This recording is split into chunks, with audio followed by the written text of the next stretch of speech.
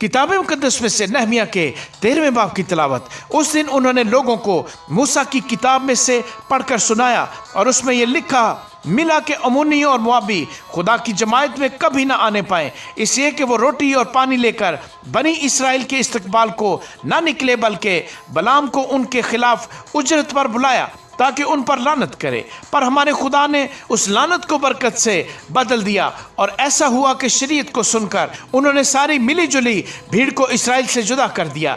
इससे पहले एलियासिब काहिन ने, जो हमारे खुदा के घर की कोठरियों का मुख्तार था, तूबिया का रिश्तेदार होने की वजह से उसके लिए एक बड़ी कोठरी तैयार की थी, जहां पहले नजर की कुर्बानियां और लुबान और बर्तन और अनाज की और मै की और तेल की दयकियां जो हुक्म के मुताबिक लावियों और गाने वालों और दरबानों को दी जाती थीं और कहनों के लिए उठाई हुई कुर्बानियां भी रखी जाती थीं। पर इन अयाम में मैं यरूशलेम में न था, क्योंकि शाह बाबल अर्थखशिस्ता के 32वें वर्ष मैं बादशाह के पास गया था और कुछ दिनों के बाद मैंने बादशाह से रुखसत की दरख्वास्त की और मैं यरूशलेम में आया और मालूम किया कि खुदा के घर के सहनों में तूबिया के वास्ते एक कोठरी तैयार करने से एलियासिब ने कैसी खराबी की है। इससे मैं नहायत रंजीदा हुआ, इसलिए मैंने तूबिया के सब खानगी सामान को उस कोठरी से बाहर फेंक दिया।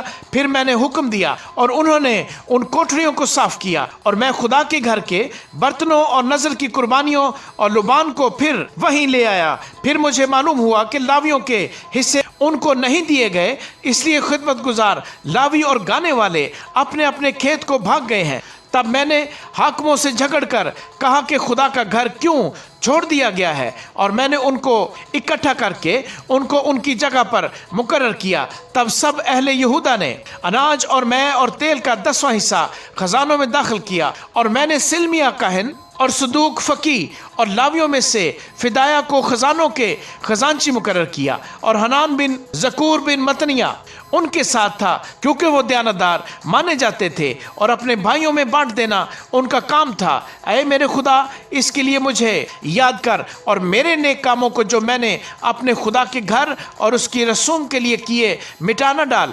उन्हीं दिनों में मैंने यहूदा में बास को देखा जो सब्बत के दिन हौजों में पाँव से अंगूर कुचल रहे थे और पूले लाकर उनको गधों पर लादते थे।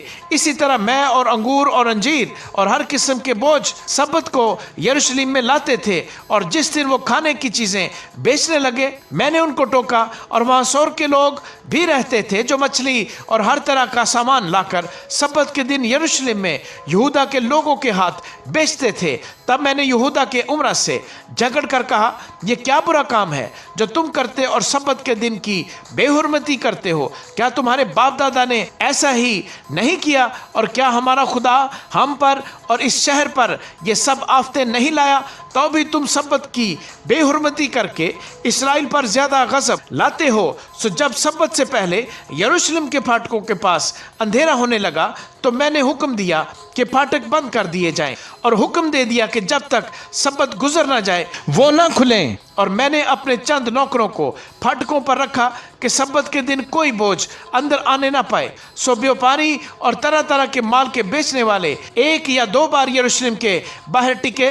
तब मैंने उनको टोका और उनसे कहा कि तुम दीवार के नज़दीक क्यों टिक जाते हो? अगर फिर ऐसा किया तो मैं तुमको गिरफ्तार कर लूँगा। उस वक्त से वो सब्बत को फिर ना आए। और मैंने लावियों को हुक्म किया कि अपने आप को पाक करें और सब्बत के दिन की तकदीस की गर्ज से आकर फाटकों की रखवाली करें। ऐ मेरे खुदा, इसे भी मेरे हक में याद कर और अपनी बड़ी रहमत के मुताबिक मुझ पर तरस खा। उन्हीं दिनों में मैंने उन यहूदियों को भी देखा जिन्होंने अशदोदी और अमोनी और मुआबी औरतें ब्याह ली थीं, और उनके बच्चों की ज़ुबान आधी अशदोदी थी और वो यहूदी ज़ुबान में बात नहीं कर सकते थे, बल्कि हर कौम की बोली के मुताबिक बोलते थे। सो मैंने उनसे झगड़ कर उनको लानत की और उनमें से बास को मारा और उनके बाल नोच डाले और उनको खुदा की कसम खिलाई कि तुम अपनी बेटियां उनके बेटों को न देना और ना अपने बेटों के लिए और ना अपने लिए ان کی بیٹیاں لینا۔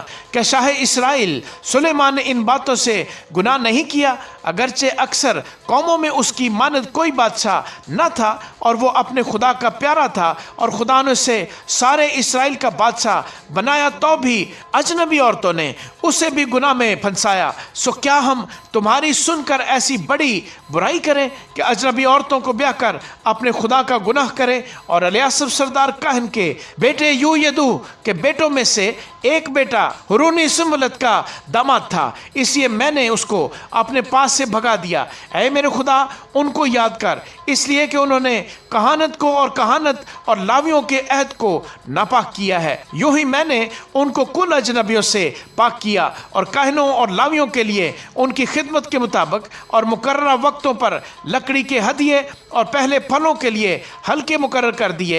اے میرے خدا، بھلائی کے لیے مجھے یاد کر۔ آمین۔